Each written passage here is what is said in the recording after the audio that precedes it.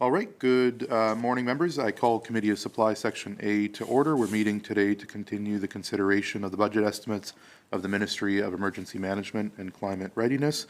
I now recognize the Minister to move the vote.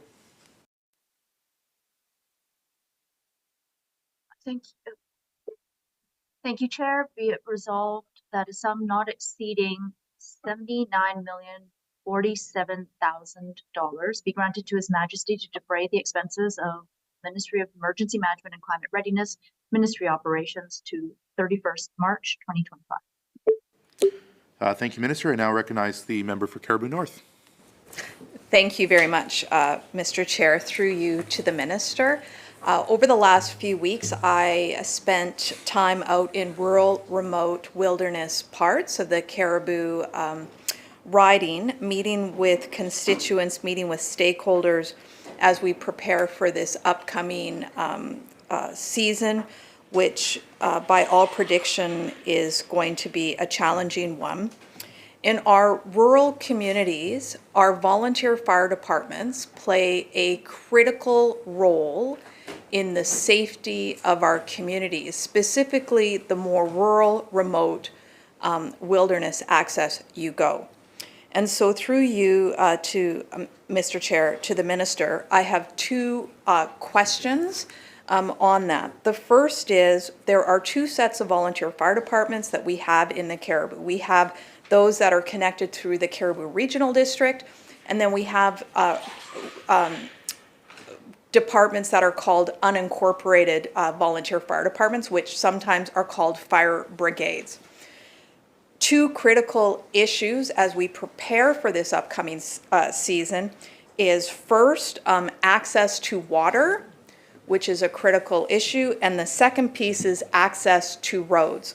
So on the first one, when I met with the Miocene Volunteer Fire Department, they actually exist right on Dewar Lake and yet cannot get any access to water on Dewar Lake. And so they've requested for me to bring through to you, to the Minister, to say we have to have a broader approach, and whether that's through the access management strategy teams that are happening on the ground right now, to connect both the volunteer fire departments to access to water in order to address any of the challenges that they have. So the first one was Dewar Lake and the Miocene Volunteer Fire Department. The second one is Wildland, or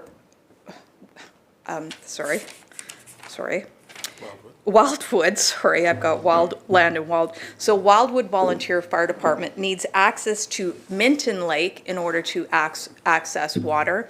And I probably could say that most of our volunteer fire departments are looking at that right now. But maybe we'll stick with the Miocene Volunteer Fire Department and access to Dewar Lake, and then I'll ask the later question because it's about access.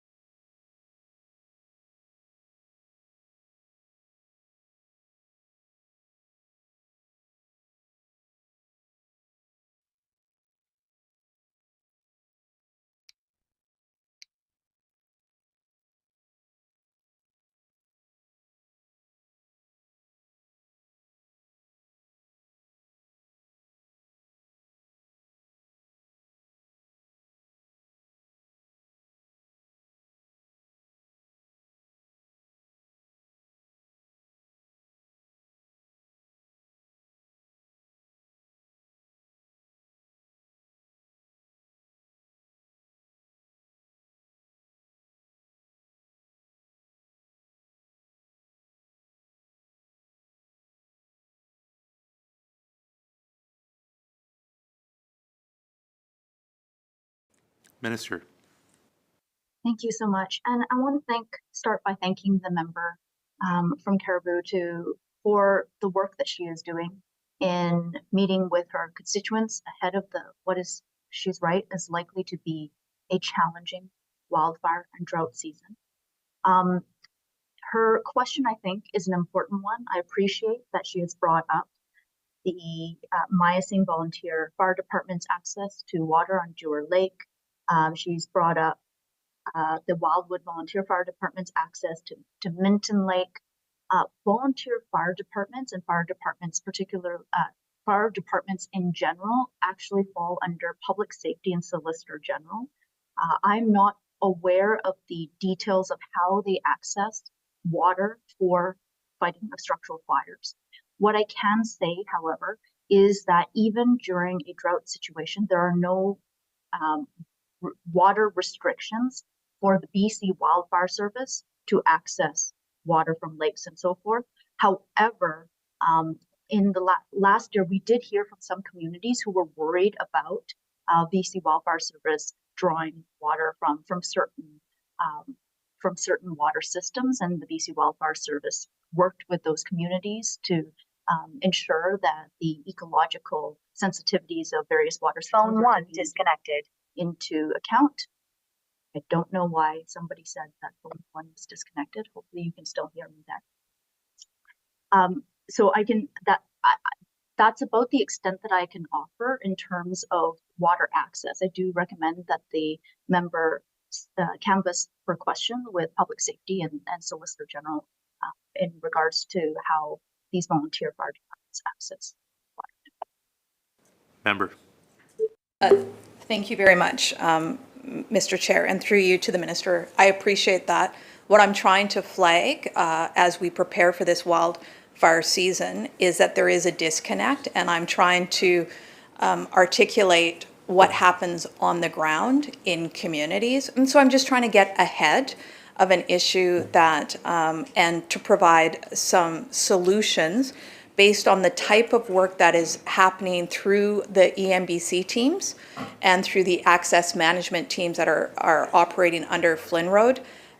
So I'm just flagging that for the Minister as an opportunity. And the secondary opportunity that I think is critical is my colleague from Carrick-Chicoten's riding is 42,000 square kilometers, give or take. Mine is 38,000 square kilometers, so 2 Vancouver Islands. So they're a pretty significantly large region that we represent here in the Caribou, represent here in the Legislature on behalf of our constituents. And one of the critical challenges as, again, we prepare for this wildfire season is road access. And the way it works in our regions is Forest Service roads play a critical element in us, being able to access water sources. For example, Minton Lake, you need to have access to that lake if we are going to, whether it's the BC Wildfire Service, whether it's a volunteer fire department, we need to get access into these areas to access the water sources we will need if there is an emergency. But the secondary piece, and I heard this through the BC Wildfire Service, we met with our teams as well, that road access into these remote rural areas is critically important. Currently, there is a significant push to deactivate roads throughout the entire Caribou. So as you deactivate roads, you pull bridges, you pull culverts, and you do no longer have access points to fight fires in these areas if you have a lightning strike or a lightning storm. So that is a critical issue. So I raised it over the last 2 weeks with different stakeholder groups and ministry staff that I met with, and I asked that connection piece of a volunteer fire department, a water source, and the BC Wildfire Service access into areas where potentially we could have wildfires. And I asked that question, how do you get access into that as I see roads starting to become deactivated? And the ministry shared with me that the budget for the Forest Service roads for both the Caribous, so we're talking, 80,000 square kilometers, is $25,000 for our entire region. So $25,000 to manage the side roads that we need in order to get access to any of the, if there is a lightning strike that happens out in Nasco, if there's a lightning strike that happens out in the Chilcotin, if there's a lightning strike that happens out in Horsefly or likely in those areas, the chances are we're using a Forest Service road to get access into that point, whether it's the BC Wildfire Service or other respond teams to support that. So you have $25,000, which quite frankly probably pays for one culvert, maybe, in the entire Caribou. That's what our budget is. So I asked, why are we deactivating these roads and why can't the volunteer fire departments actually get access into these areas for water? And what has been identified is this budget challenge of $25,000. I actually thought it was an accidental, they dropped a couple of zeros off of the budget. I would have thought 25 million when you start looking at culverts and bridges and roads, and you see what the Auditor General came forward on the Forest Service Road report a couple of years ago. So through you, Mr. Chair, to the Minister, what work can EMBC do to work with other ministries to ensure that we actually have access into our remote rural areas, understanding the vital importance of these Forest Service roads?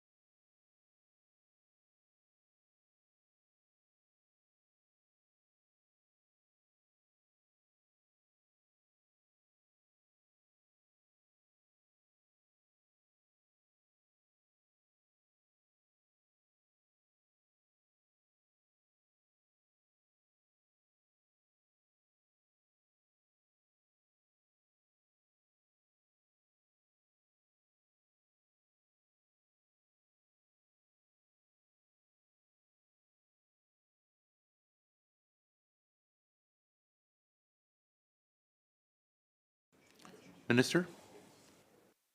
Thank you so much, Chair. I heard from the member for Caribou North, the feedback that she is providing to us today. In my response to the first question around volunteer fire departments, she had noted it's less about asking the question of me, given that there are many other ministries involved in our question, and more flagging the issue so that we can be aware of it as a ministry and be able to prepare for this situation during an actual emergency. So I do thank the member for raising this with me and for flagging it for us. She does know that Forest Service roads are managed through the Ministry of Forests, and water access is managed through Walrus. But what she's trying to communicate, I believe, and perhaps the member can correct me if I'm wrong, but what she's trying to communicate is that communities are concerned about what happens in terms of what happens during an emergency situation where you have a wildfire and crews are unable to access by road water sources.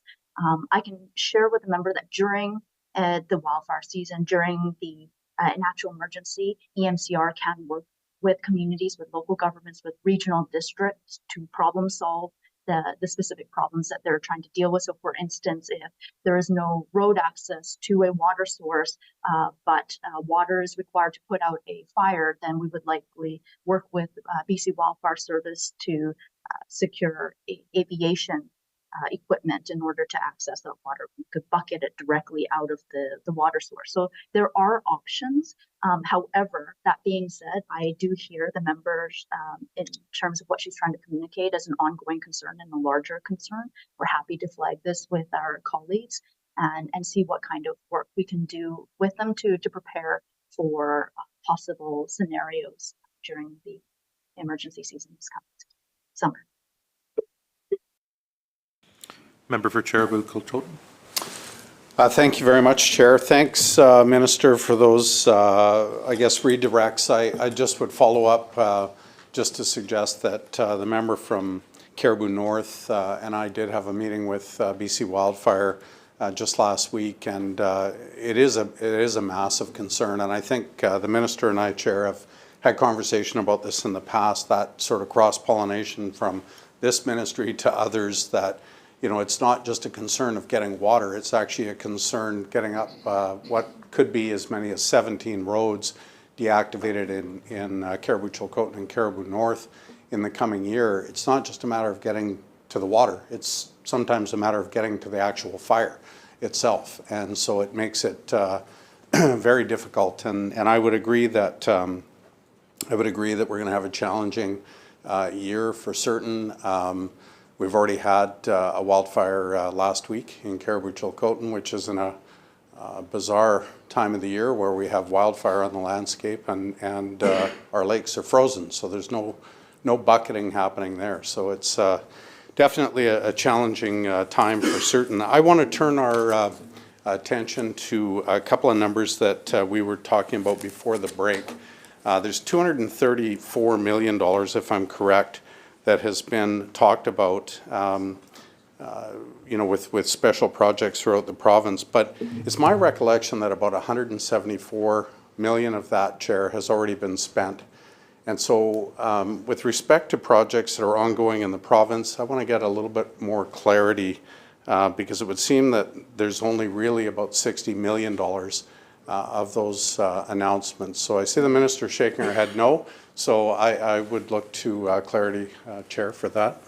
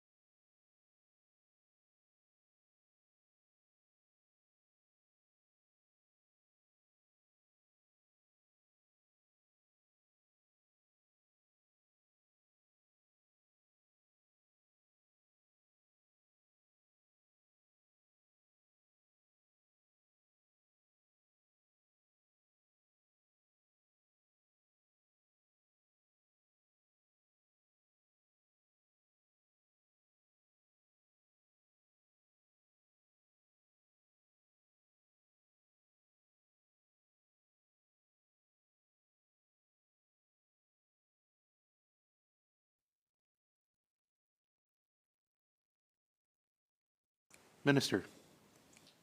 So much, and I appreciate the question from the member for Caribou-Chilcotin.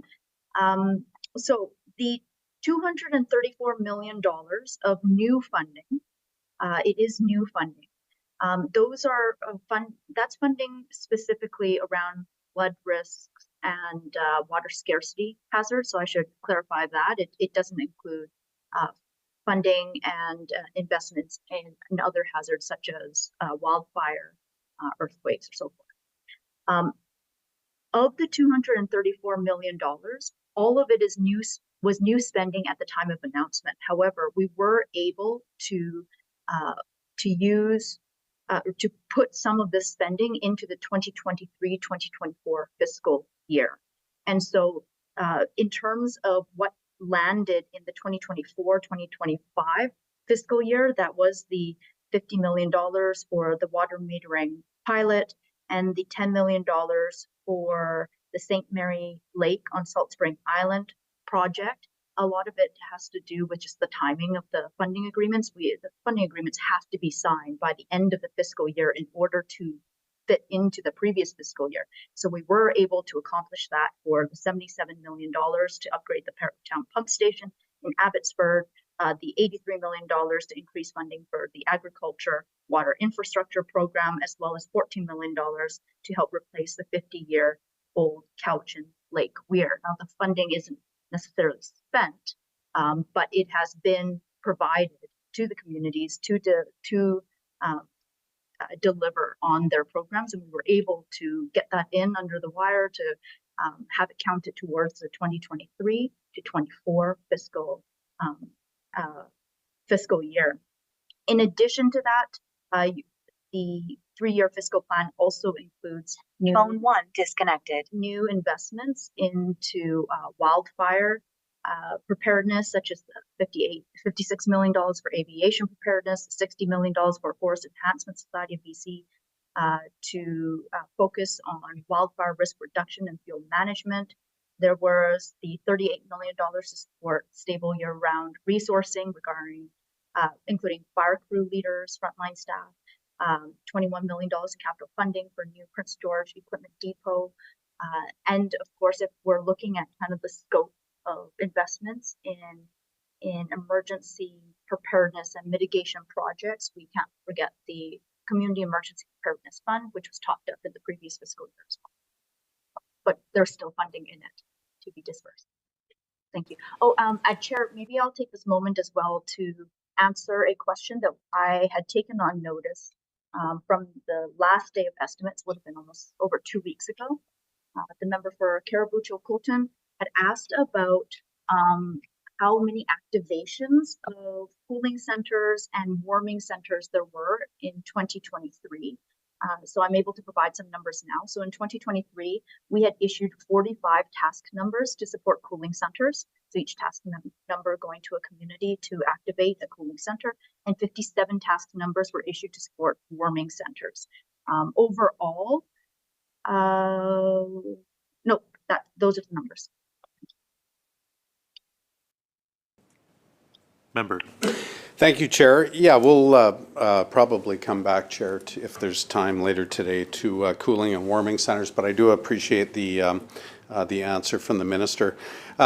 Just getting back to the announcement of the $234 million, I think I understand now that there was a race to obviously have those funds invested in projects throughout the province, and so it's my recollection that $174 million has been committed to those projects. So I guess maybe with respect to specifics, Chair, it would also be my recollection that there's about $60 million that is now left, and part of those funds are committed to the water metering program, which we'll get to. That's for 21 communities, and also increasing the dam height on St. Mary's Lake on Salt Spring Island. So am I misunderstanding? Is there $60 million left of those funds for the coming year of 24-25?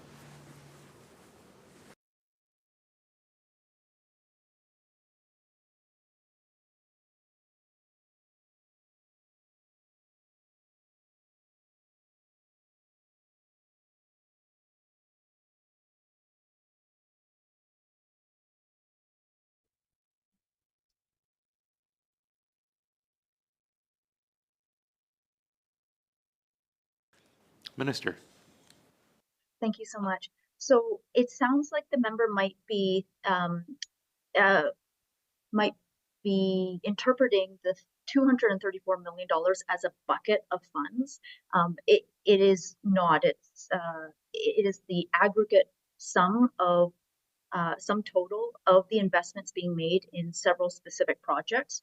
The $60 million that the member is referring to, of that, $50 million will go to the municipal water metering pilot through municipal affairs, and $10 million of that will go to the St. Mary Lake project through waterland resource stewardship. Member. Thank you, Chair, and thank you, Minister. With respect to the Salt Spring Island project, I guess I just want to understand both of these projects a little bit more. How was the Salt Spring project chosen?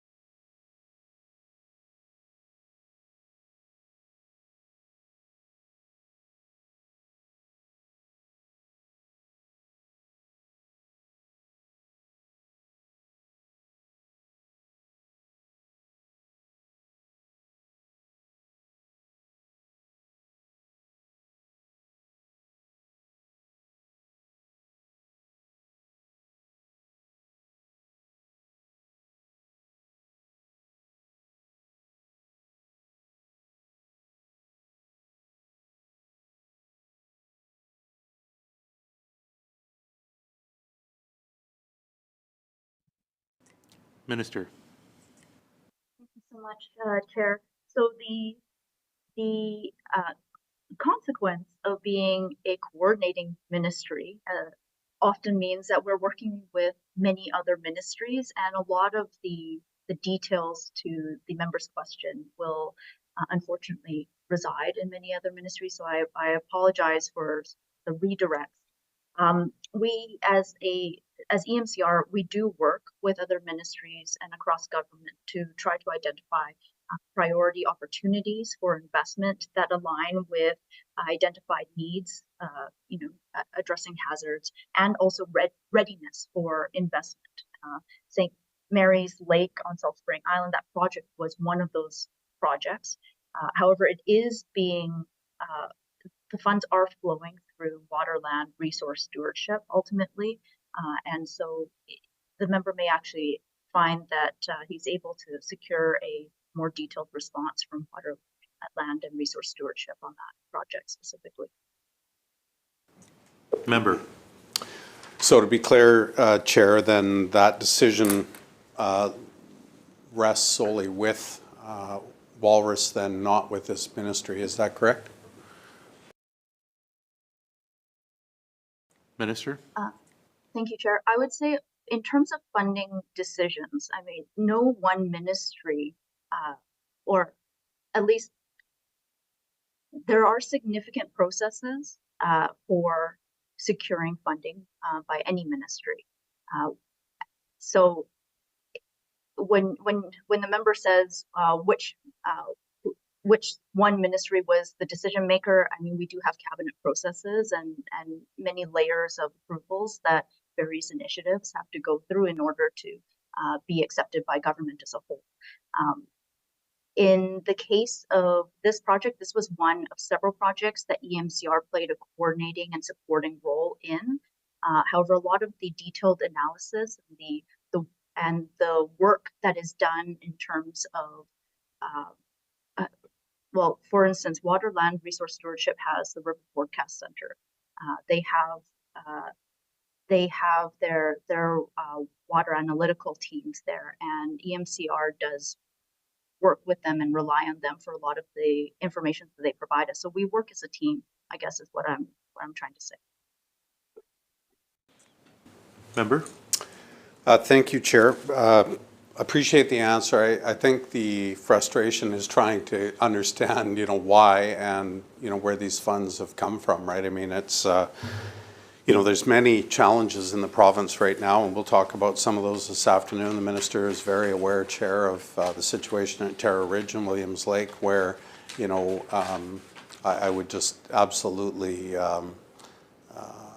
love for some funding to make its way to that community as well, and certainly there's other communities that certainly could use some financial help, which again, as I said, we'll talk about a little bit later. So it's difficult to understand why a project like this might be picked over some of the other communities. Now, I'll certainly I have an opportunity to ask the Minister of Walrus tomorrow questions on this topic, but I'll move along to the next question, which is the water metering project. And I wonder if the minister could give me a little bit of clarity as to what this project is about, what the goals are, and which 21 communities. Now, I don't need the 21 communities read out here, but potentially I could get that just sent to me by email. But I would be interested in understanding a little bit more clearly why those communities have been chosen for this, and how they've been picked, Chair.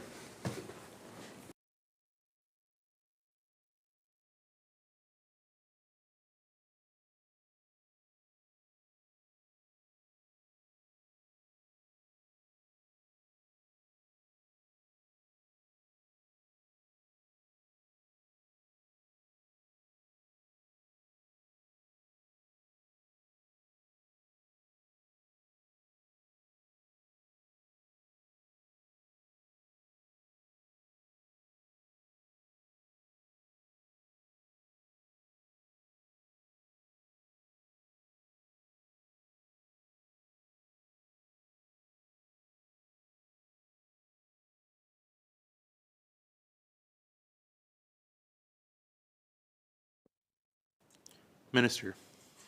Thank you, Chair. At the risk of frustrating the Honourable Member Moore, this is actually a program being delivered through Municipal Affairs. Their estimates are still to come, though, so there are opportunities to canvass this program with them directly. Member? Thank you, Chair. I appreciate that. It just seems peculiar to me that there's tens of millions of dollars that are funneling through this ministry, but it's other ministries that are actually managing the projects. Can the minister give me any indication of what the goals of the program are, or again, I'll ask one more time, how the 21 communities were picked? I mean, it seems to me that this ministry obviously has got a very significant investment in this project. Surely surely EMCR is not just simply the bank for these projects. I mean, if other ministries are running this, why wouldn't the funding, and if this minister doesn't have any power as far as decision-making on these projects, why is the money funneling through this ministry? It just doesn't make sense to me.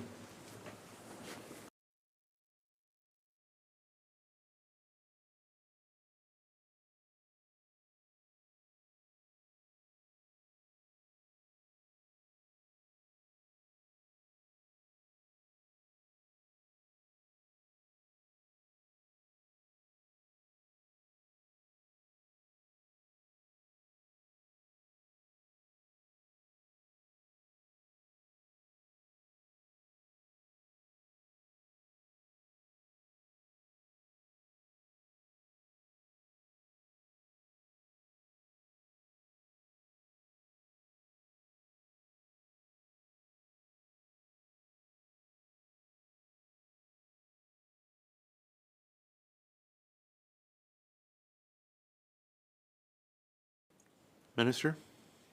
Thank you, Chair.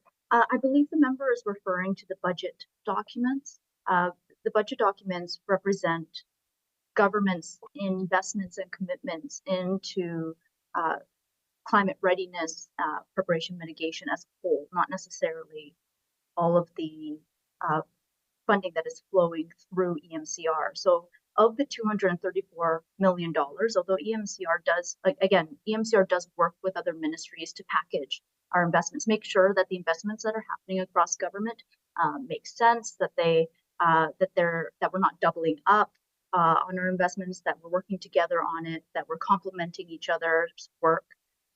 Of the $234 million, the only funding that is flowed through EMCR is the $77 million to upgrade the Barrowtown pump station in Abbotsford.